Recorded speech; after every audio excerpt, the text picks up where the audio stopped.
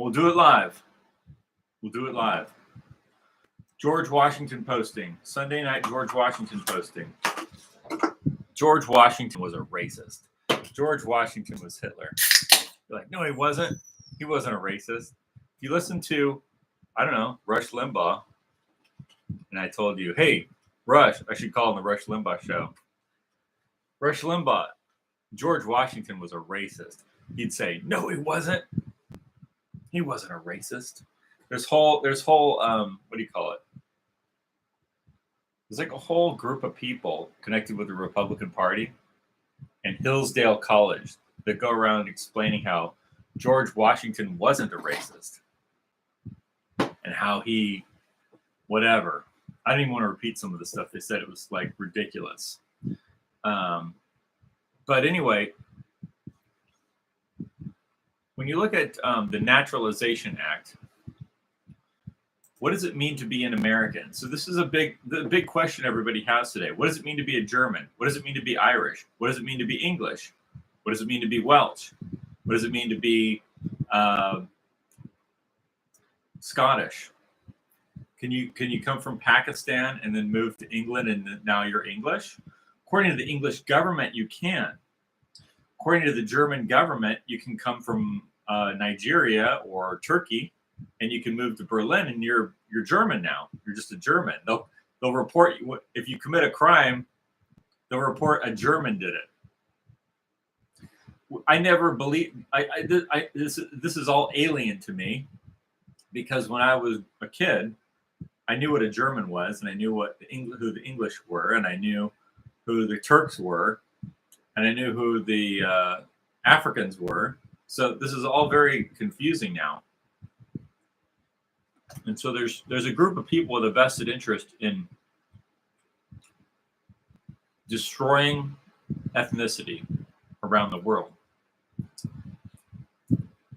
so that there are no more races, so that we're just one race. We all bleed red. Well, okay. I mean, a possum has red blood too. Is a possum an American? Well, he lives on the North American continent. Is he an American? Not according to George Washington.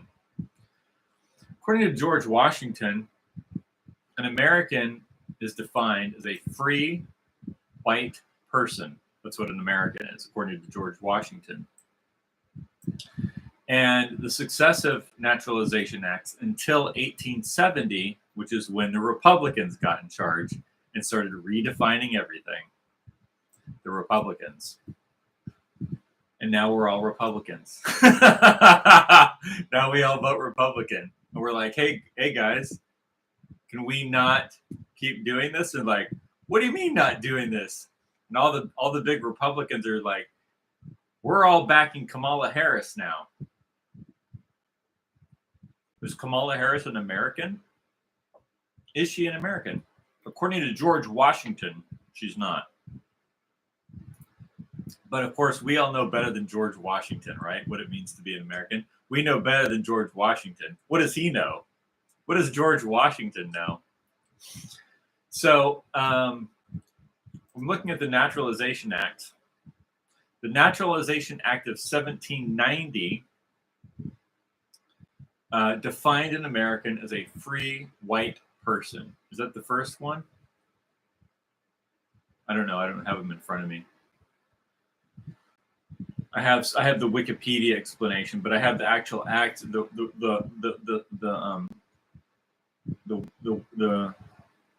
way it's written out. The first act of Congress on the naturalization was a free white person. So then it says the Naturalization Act of 1798 says that it's still restricted to white people. That was the second act. So that was 1790 and 1798, restricts naturalization or citizenship to white people. And then it's 1870. In 1870, after the Civil War, the Republicans have won the war, and now they've extended the naturalization process to people of African descent and African people born in Africa, but exclude Chinese Americans and other groups. And then eventually it's just anybody. So now, interestingly enough, another part of this is, well, first of all, let me just say this. I don't support slavery. I think that slavery was a dumb idea. I think slavery led to what this whole problem that we have now. Because the white people who were living here in the colonies, they weren't a bunch of slave owners. Some of them did own slaves. And that started around the time of the sugar monopoly, which was the Jesuits and the Jews running the sugar monopoly. And they had sugar plantations all over Louisiana and the Dominican Republic and Haiti and Hawaii and all over the place in the South Asian territory over there. But the colonists who came here from England, they weren't really interested in all that. They mainly just wanted to come here and start a new life in the colonies. And most of them didn't own slaves, as far as I know. A lot of them did, but a lot of them didn't. So slavery isn't the thing. So let's say with ending slavery, like let's say we all agree we're going to end slavery. I'd support that. Let's end slavery. But then what was the next thing they did was they naturalized Black Americans, Africans as Americans, whereas before it was just white people. They were just free white people. That was the only free, meaning not in bondage to any other. They weren't indentured servants. Likely they were considering possibly not in bondage to any other foreign government like Rome or any other foreign government. So they extended it to African Americans first, then they extended it to everybody. So now all these people are coming here from South America, Central America, China, India, Pakistan, Afghanistan, Iran, Syria, Turkey, Sub-Saharan Africa. Those are all Americans now. So what does it mean to be an American? It doesn't mean anything. What does it mean to be Irish now? Apparently it doesn't mean anything to the people running it. Now, the other thing is I was looking at the NAACP, and I noticed something about that organization. And it was this guy, one of the founders. His name was Wallings. Is that what his name? Wallings, NAACP. William English Wallings, right? William English Wallings. And we look at who he is, and he's a socialist, right? He's a wealthy socialist. There's a type of person who has been organizing all this stuff in America since the Republican Revolution, which we call the Civil War, in 1860s. And before that with Karl Marx and the 1848 revolt. And before that with the Jacobin and the revolt in France against the King of France. It's always a certain type of person who's involved in this. And it's always a wealthy former aristocrat. A wealthy former aristocrat. No longer aristocrat, now a socialist. August Willich, who was a Union Army general, was another one. August Willich. So he was a former aristocrat turned socialist, right? This is the whole Marxist movement. It's a bunch of former aristocrats who are now in this thing called socialism, and they're going to be the managerial class of the socialist system, which they're going to impose on everybody. And a key thing about this whole program was the extension of citizenship to non-whites. So that means making sure blacks got citizenship, because they weren't doing this just to set up a white ethno-state type of a thing, which is what Hitler tried to do in Germany, and he got bombed. Because that's not what they're trying to do with socialism. What they're trying to do with socialism is what you see happening. The dissolution of all the races, the dissolution of all the governments, in favor of this ambiguous, undefinable mass of people. Nobody knows what it is. Nobody knows what a woman is. A man can breastfeed now. What's a child? What's a boy? What's a girl? Nobody knows. It's all a mystery. See, this is the new thing. This is the new thing. It's disgusting, but this is the new thing. And it started with this group. So there's two Americas. There was the original America. This is the original idea. There's two ideas. Now, here's the thing about this. This is really key. The second idea gets all of its power from the original idea. So the original idea is like the prime thought. It's the original thought, right? It's the original prime idea, the original idea. And then the second thought alters the first thought, and it persists along this line of a lie that it's the same thing. It's not the same thing, but it gets its power from the original thought. The reason people perpetuate the system is because of the original thing, the George Washington thing. That's what they think they're perpetuating. But now this other thing has been laid on top of it, and it's persisting in time with the second idea, which is what we're living under, this kind of hellish, dystopian, totalitarian system, right? This is based on the original thing. So first there was George Washington, then there was Abraham Lincoln and Karl Marx, who were basically the same person as far as I'm concerned. As far as I'm concerned, you can just Abraham Lincoln, Karl Marx are the same guy, right? Same guy, same agenda. Maybe Abraham Lincoln wasn't, maybe he was just naive and stupid. I don't know. I think we've all been pretty naive and stupid, allowing this to go on as long as we had. But so what I'm saying is we already had the thing that we want. The thing that we want, how we want to live our lives was already laid out. It already was like written down on paper. This is what we're doing. And then it took a war, basically a communist revolt, which is the Civil War.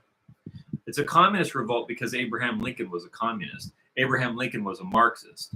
And the German revolutionaries who fought with Karl Marx or under the banner of Karl Marx in Germany came to the U.S., like August Willich and a bunch of others, and joined the Union Army to fight the Americans, on behalf of an international order of socialists like William English, William English Wallings and August Willich and a bunch of other people that set up this new system.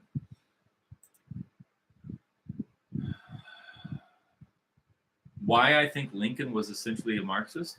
Because Lincoln was friends with Karl Marx. He was pen pals with Karl Marx, and Karl Marx was a Republican. And this whole Republican movement of Abraham Lincoln and Karl Marx is what founded the Republican Party. That's why I think that. Because the reason I think Abraham Lincoln was a Marxist is because Abraham Lincoln was a Marxist. That's why I think that. Because Abraham Lincoln was a Marxist and Karl Marx was a Republican. And the Republican revolt in Germany in 1848, when they lost that revolt, they came to America and joined the Union Army to fight the Americans. This is an international revolution that started, how did it start? It started in a lot of strange ways, actually, because it really started with a war with the Jesuits, between the kings of Europe and the Jesuits, and the Jesuit order of the Pope that was founded around the 1500s.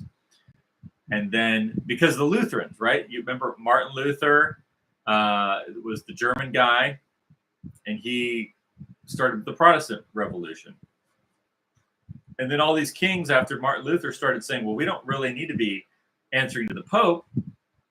So the Pope formed this thing called the Jesuit order, and the Jesuit order said, we have total allegiance to the Pope.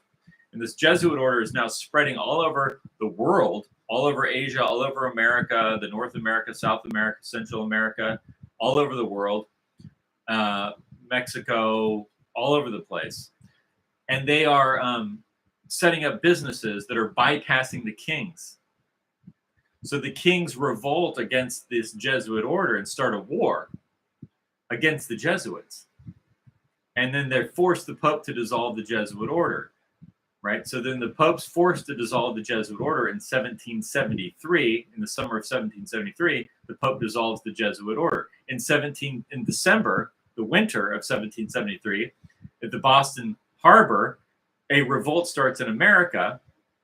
And the result of that revolt is a Freemason revolt because the Freemasons were tied to the Jesuits. And the result of that revolt was the founding of Washington, D.C. in Maryland, which is a Jesuit colony. So they founded D.C. during the time when the Jesuit order had been dissolved, right next to Georgetown University. Georgetown University is a Jesuit school set up in America during the time that the Jesuit order had been dissolved. So they had a revolt. Then they set up the Jesuit school in Georgetown University. Then they moved the capital to Georgetown University in Washington, D.C., the District of Columbia. The District of Columbia. And then that doesn't mean they had control of everything yet. It was a process that took year after year after year after year, gaining more and more control over America. Because the founding fathers who wrote the Constitution didn't write it for the Jesuit order. They wrote this Constitution about how everyone has free speech and everyone has a right to bear arms and you have a right to self-defense and you have a right to your own property and people can't just show up at your house and take your stuff because they're from the police department. Right? They wrote all this stuff into the Constitution. That wasn't what the Jesuit order wanted necessarily. That was what the people who lived here wanted. Right? And then they wrote what is it? Who's an American? They're going to define it. Now, why did they define an American as a free white person? Because at the time, there was all these different, basically it was white people, and they had different religions. So there were like Catholics and Protestants and all these different Quakers and the Shakers and the Puritans and all these different religious sects. And so what they were trying to do is say, forget about all that. We're just all white people and we have different, some of us have different beliefs, but let's all form a government together. That was the idea. So when I watched this show with Patrick Bet-David, and he's interviewing this guy from like a fascist organization, which I think is a little bit silly because I don't want to talk about those guys. I mean, the guy that he interviewed was smart.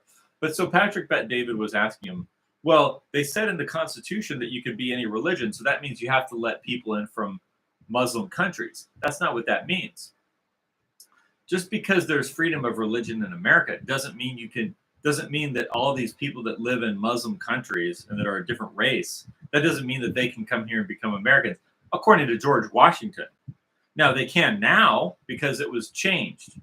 So the whole system was changed. But according to George Washington, you had to be a free white person, right? So that's the main thing that was changed. So when Patrick Bet-David was interviewing the guy from what was he interviewing? The guy from what was it called? It was called I don't know, one of these. It was like some group that some like racist white guy, right? Who was actually very articulate. So he's asking him, in the Constitution, it says that you can be any religion and come here. So you can come here from Saudi Arabia and you can become an American. But that's not what the Constitution says. That's not what the founding fathers were intending. See, I'll explain it one more time. I'm sure you understand. It was a bunch of white people living here, and they all had, some of them were Puritans, and some of them were Catholics, and some of them were Lutherans, and some of them were some of them were Church of England. And so we said, hey, well, we're going to form a government. We're all white people, and some of us have different religions, but we'll all just form a government together. And we're not going to set up a state church, which in my opinion was a mistake. That's That was part of the mistake. But it probably could have succeeded without a state religion if they would have just stuck to the original definition of what an American is. An American is a free white person. So yeah, you're a white guy, and you live in America. You were born here, and you decide that you want to read the Quran. Go ahead. No one's going to stop you. But to say that then we have to import people from Muslim countries, whether it be North Africa or Turkey or the Middle East or somewhere, and we're obligated to import them here and make them citizens, that's not in the Constitution. That was never the intention of the founding fathers. That's the disagreement that I have with what happened with Abraham Lincoln. Now, Abraham Lincoln said that he wasn't interested in making African citizens. In fact, I think what Abraham Lincoln intended to do was help them return to Liberia and set up a country for them over there and help them do that. Whatever, it didn't work out. And instead, after the Civil War, they decided to make all the Africans American citizens. So they changed the meaning of what it meant to be an American. So originally, what it meant to be an American was a free white person, and now it also includes blacks. And then later it includes Chinese. And then later it includes people from Central America. And later it includes whoever. People from Pakistan can now come here and say, I'm an American. And maybe you think that's great. I don't know. I don't think it's great because I'm not any of those things. And that was never what no one in my race ever intended to live like this. That's what I'm saying. So it's unusual. So now that doesn't mean so then you say, well, what do we do with all these other people? Here's an idea that I had watching a bunch of, oddly enough, interviews about the Sicilian Mafia. So in the Sicilian Mafia, if you notice, you have to be an Italian, right? On both sides to become a member of the Sicilian Mafia. But if you're not, you can still be what's called like an associate. So it doesn't mean they hate you. It's not like, oh, you're not white, so we hate you. No, that's not the point. That's not the point. So like, I'm just giving this Italian Mafia as an example. So in the Italian Mafia, you had to be Italian on both sides, your mother and your father. If you were half Italian and half Irish, you weren't eligible to be a made member of the Mafia, right? So you'd be like an associate. You could still be a friend. They wouldn't call you a quote. That was the word they used for made guy. So you could still be associated with them, but you wouldn't actually be a full member. Well, that's just normal because that's how things have always been. And the thing is, all the other races already do that anyway. The only people that aren't allowed to do that is white people. So if you're in France, Germany, England, Scotland, Wales, Ireland, Canada, Australia, the United States, New Zealand, what it means, like your race is dissolved. And then everything else is just mixed in. And so we're all doing this and we're collapsing. China's rising, Russia's rising, other countries are rising while we're falling, right? And this is why we're following. But this is why we're falling, in my opinion. It's part of it because it doesn't mean anything to be an American. And so when these people, like, it doesn't mean anything to be Irish. Like 10 years ago, you go to Ireland and experience Irish. I'm not Irish. Well, I actually am part Irish, but I'm not really Irish. I'm an American. But people in my family came from Ireland. They came from Ireland. They came from France. And they came from Germany. So, but I'm just saying, years ago, you could, let's say, go to Dublin. And it's like, oh, I'm going to go experience Ireland and meet the Irish people. Well, I just watched a video of what Dublin looks like today. And it's not Irish people anymore. They're being displaced on purpose, systematically. So the question is, who is systematically displacing them? Who's doing it is the Pope, the Jesuit Pope. That's why I've been talking about the Jesuit order. Not enough people are talking about it, and if they are talking about it, they don't know enough about it.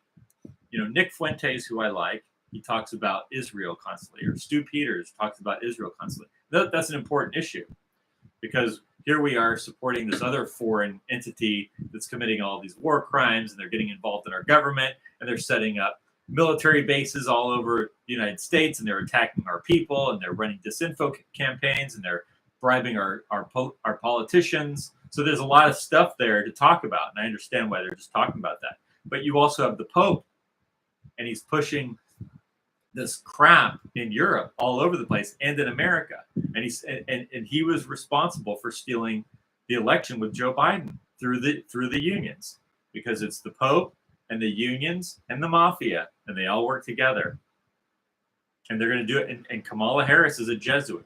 Now, when I say she's a Jesuit, I'm saying she went to a Jesuit school. You know, like Anthony Fauci went to a Jesuit school. He got trained by the Jesuits. I don't know what they're teaching these people, but this is the result. That's what I'm saying. So it's important to look at what the Jewish mafia is doing and their criminal activities, and how they're setting up literal military bases in the United States to attack Americans. That's important. But there's also this whole thing going on with the Jesuits, and they're controlling the CDC, and they're controlling the World Health Organization, and they're controlling the unions that are rigging the elections in places like Pennsylvania, in places like Minnesota, in places like California. You've got Gavin Newsom, who's a Jesuit. There's Jesuit schools all over the place. So, and what does that have to do with Karl Marx? Karl Marx went to a Jesuit school. That's what I'm saying. Karl Marx went to a Jesuit school. Karl Marx started this revolution in Germany. Then all those Germans who lost the war moved to America to fight the Americans, and then bring in this new system that we're all living under. That's what I'm saying. So, hope that answers your question. Karl Marx was a Jesuit. He was Jewish. He was a Jewish guy who then went to a Jesuit school with a bunch of other guys in a Jesuit school, who then started a revolt against the German monarchy. Now, why would the Catholic Church be organizing against the monarchy? Because the monarchies were no longer needed or wanted by the Pope. The Pope had a new system that he was implementing, and this was a system of socialism, and it was going to be run by these wealthy former aristocrats. That's what brings me back to this guy, William English Walling. William English Walling says, known as English to his friends and family, was an American labor reformer and socialist Republican born into a wealthy family in Louisville, Kentucky. I believe he was a former slave owner. So you have, this is what's so strange. It's the former slave owners that then become the socialist leaders, and then they use the blacks as leverage against the whites. And this is what they've been doing the whole time since the end of the Civil War. It's the socialist Republicans, who were the former aristocrats, that are using the blacks as a population of leverage against the whites. They don't care about. See, you look at a guy like William English, and you're like, oh, well, he's white, so we're on the same team, right? No, you're not on the same team. He's going to use blacks to kill you so that he can stay in power. That's the socialist model. That's the socialist model. A guy like William English Walling, who founded the NAACP, is going to use black people to kill you so that he can stay in power, so that he can stay rich. So they're still his slaves. They're still his slaves. And that's why socialism, as we know it, is basically a giant race mixing thing. It has to be interracial. When Hitler made it about one race, he says, well, we're the Germans. We'll have German socialism. So we'll have kind of like a nationalism, but it's for our race. That wasn't good. They didn't like that. They don't want that. They want it interracial, so that you cannot form any kind of political resistance to what they're doing, and then you get crushed. Who's going to crush you? The blacks, the Muslims, these other people that they're bringing in are going to crush you, because you have these big populations they can use to smash you and keep themselves in power. So they're just going to rule over this whole thing. You have this tiny group of people that are these super wealthy guys who they support socialism, and they're going to crush you. And they're going to use blacks, and they're going to use Muslims, and they're going to bring them in. They're going to kill you. They're already doing, like when they bring Muslims into Ireland and then kids get stabbed, they like that. That's what you have to understand. They like it.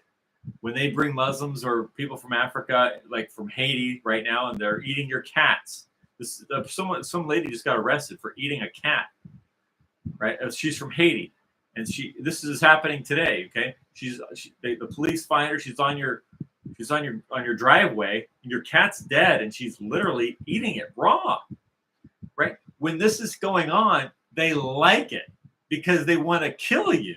They want to turn your neighborhood into this. You're thinking, how do they benefit from this? They benefit from it because they don't need you accumulating wealth. That's why. They don't need you accumulating wealth. They don't. You think, oh, well, they run all these big companies. They need me to go out and buy their stuff. They don't. And they're letting you know that they don't. They don't care about you. They don't want you to do well. They don't want you to have a neighborhood. They don't want you to have a cat and a dog. They're bringing these people in for one reason, and it's to kill you. They tell you it's because these people need a better life. And of course, a better life is living in your neighborhood and replacing you. And that's what the whole thing is about. That's what the whole thing has been about since the Republicans won the Civil War. And they didn't know that. Probably a lot of people that fought for the Civil War had no idea that this was the agenda. But the people sponsoring this agenda the whole time have had this plan. They've always looked at you with disdain. They've always looked at you and thought, we have to kill these people. That's what they're thinking. And they're succeeding. That's why they spread LSD through the CIA, which is a Jesuit organization in the 1960s.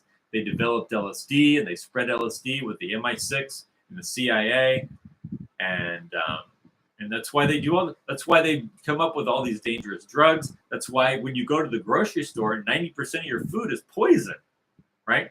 Like I'm trying to find bones, bison bones, to make soup, because you cook a bison bone and make it into a broth. It's loaded with all kinds of nutrients and collagen, which is really good for you.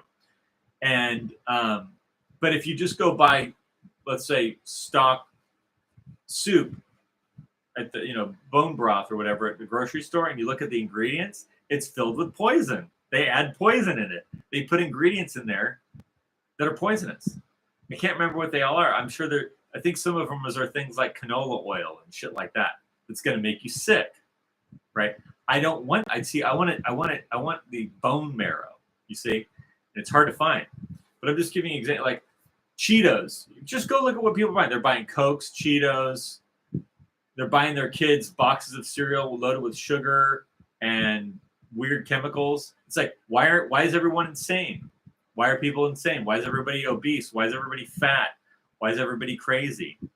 Plus all the drugs so not only do you have a shitty diet and your food is being poisoned, but then they're just you don't feel good, so you go to the doctor and they put you on drugs. Maybe you're having anxiety. Maybe your body thinks it's being killed by the food you're eating. So then you go to the doctor and they put you on some kind of antipsychotics. So now you're malnourished and you're on psychotic drugs. That's America. That's America. That's why the civilization is dissolving. It's disintegrating. That's why it's disintegrating. Now the people doing it are doing it on purpose. I've walked down the aisle and seen water for babies that has fluoride in it. Like they have this water for babies. It's just for babies. It's baby water. It says baby. It has a picture of a cute little baby, and it says with fluoride. Right. So you're giving, and I even showed the manager. This was years ago. I was so frustrated. I told the manager, I go, have you seen this water you're selling to babies? It's got fluoride in it. He's like, he didn't want to hear it. They don't want to hear it. You know what I mean? He's got a job. He's making his whatever per hour. He's a wage slave. He doesn't want to hear about the fluoride in the baby water. He doesn't care. It's not his, he's just there to whatever. This is why the civilization is screwed. The civilization is screwed, man. So why am I talking about this? Well, it started with the Civil War. It started before that with the founding of America. We were trying to create for ourselves, white people, because nobody else really cared to do this. We wanted to have a free white country. We have to live somewhere, right? We exist. Can we live somewhere? Are we allowed to live somewhere? Okay, I'd like to live somewhere. Can I live in North America? Can I live in Australia? Can I live in Europe? Can I just exist here without some other group interfering? Well, that other group that's interfering is the Pope and the Jesuit order. And they're shipping in massive amounts of people from foreign countries for no other reason other than to displace you and kill you. Now, if they really cared about these people and they said, hey, look, these people need help, let's help them. There's huge land masses all over the earth that are completely desolate of population. Like North Africa has thousands of miles,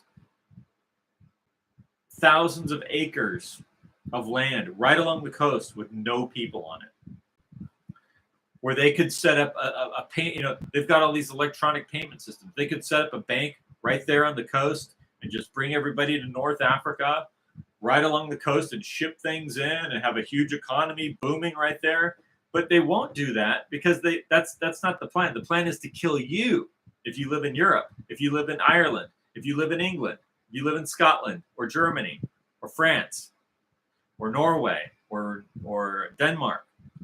See, the plan is to kill you. And so they have to bring them there where you are to kill you. It's not about helping them. Helping them would be easy. They could help them where they live. They don't have to come to Europe to get help. You've heard of an airplane. You've heard of like shipping. Like there's all kinds of ways to get resources moved all over the world. There's no reason they have to be in Berlin or Paris or Dublin. There's only one reason they're there, and it's to kill you. That's the only reason. It's not that all these people are bad. Like the people that go on and say, these people come here and they're criminals. It's not that they're criminals. It's that they're not us. And we're not obligated to, they're not our kindred people, right? Like we're a family. The white race is a family. And you're a stranger. If you're not one of us, you're like a stranger. And so we're like a family. And I could go to a European country and visit, and it'd be like visiting my relatives, you see? But it's not like that anymore because they're bringing them in to kill us so that we don't have anywhere to go, so that we're dead. And that's it. And so these same people are like, hey, guess what? We want you to go fight with the Russians. What have they accomplished in Ukraine fighting the Russians? Killing millions of Ukrainians. That's it. They killed lots of them. And they're hoping that once they're all dead, and they're bringing people in. They've already started bringing people in from Africa to replace them in Ukraine to do the work. I just watched there was just an article written about this recently. Because there's no men left in Ukraine to work, now they're shipping in people from Africa, and they're going to put them to work. See, it's a whole system of exterminating you and then replacing you with a slave. So it's very frustrating, and it's very frustrating that nothing's really being done about this. So you look at the Republican Party, for instance, they're not talking about this stuff. No, Tucker Carlson, CIA agent Tucker Carlson, secret agent Tucker Carlson is with Vivek Ramaswamy talking about republicanism, right? Vivek is a smart guy. Vivek is a competent guy. I have a lot of respect for him, but he's not one of us. He'll never be one of us. It's like the Sicilian mafia. I can't join because I'm not Sicilian. I don't want to join anyway because I don't want to do crime. But you see, I'm not Sicilian. I'm not Italian. I couldn't join their group. Well, America, the way it was created for white people. So Vivek isn't really one of us. He's the post-Civil War America, which isn't the same thing. Do we want to have the original thing or not? You got all these guys like Glenn Beck and CIA agent, secret agent Tucker Carlson, and all these people, and even Alex Jones. Oh, it doesn't matter. We're just going to have this new thing, and people from all over the world can come here and become Americans. Okay, well, that's a different thing, though. That's not the original thing. The original thing was for us, and we don't have it anymore. And so then when I walk outside, I go walk around. I go down to, like, say, downtown, right? I see all the poor people. Some of them are from, Hispanic. They came over here from Mexico, but a lot of them are white guys and women, old women, living on the streets, drugged out of their minds on fentanyl, dying. I see people dying on the streets. And then I see them bringing in people from China who are super rich and then making them politicians, putting them in charge. We've got one guy in my local area who's an Asian man who wants to ban guns. You see, what do we need guns for, right? That's not part of his culture. That's not part of where he's from. He's not an American. So just being white doesn't really make you an American. You can't just say, well, I'm white, so I'm American. You have to be white, and then you have to agree with what we're about. And what we're about is free speech, the right to bear arms, and other what we call natural rights, which don't come from anyone else but God. An example of that would be if you're on a deserted island, and you and one other person are on a deserted island. There's no government on this island, so it's just you and this other person. And you brought a lighter and they brought a hammer, right? And the lighter's yours and the hammer is theirs. And you would know that that's your property and that's their property. There's not a government there to insist on this. It's just natural. I know that this is mine. I know that I have certain rights. Where do these rights come from if they don't come from the government? They're just natural. They're just inherent. So free speech, self-defense, ownership of property, these are inherent to us. So one, you have to be, if you want to be an American, one, you'd have to be a white person. And secondly, you'd have to believe in our philosophy, which is rooted in natural rights. And if you're not those two things, you're not really an American. You could be what we call an American today, which doesn't mean anything, literally means nothing, because you don't have to believe in you don't have to believe in natural rights, and you don't have to be white. You can be anything. You can be from Pakistan, India, China, Africa, Morocco, Syria, Turkey, wherever, Kazakhstan, and you can say, I'm an American. And do you believe in the Bill of Rights? You believe in natural rights? No, but you're still an American. So it doesn't mean, it literally means nothing. So what is it now? What it is now, it's just something created by the Jesuit order. It's just some kind of governmental system invented by the Jesuit order that they're in charge of, and it's universal, in which they mean you can be any race, any religion, any gender, any sexual orientation. This is all the Jesuit. This is the Pope. This is the ideology of the Pope. Any race, any religion, any sexual orientation. You can be male, female, or 100 different other genders, and this is what all the corporations are promoting. It's all the same. And it's every country where it was formerly white people is now promoting this. And it's just designed to end civilization and create this other thing, which is, frankly, if you like it, then this is what you like. I don't like it.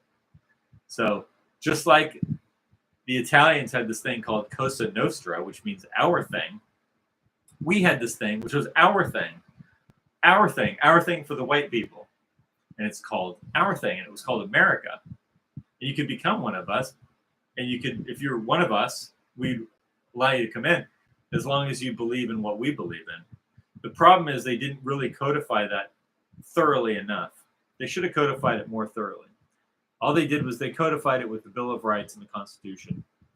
They should have codified it more thoroughly to let people know exactly what they meant by natural rights, which isn't hard to understand, but it's important. And if you don't believe in natural rights, you're not really one of us. Even if you are white, you're not one of us. You're just something else. So anyway, that's George Washington. And I guess I'll be ending off. Thanks for watching. Have a good evening.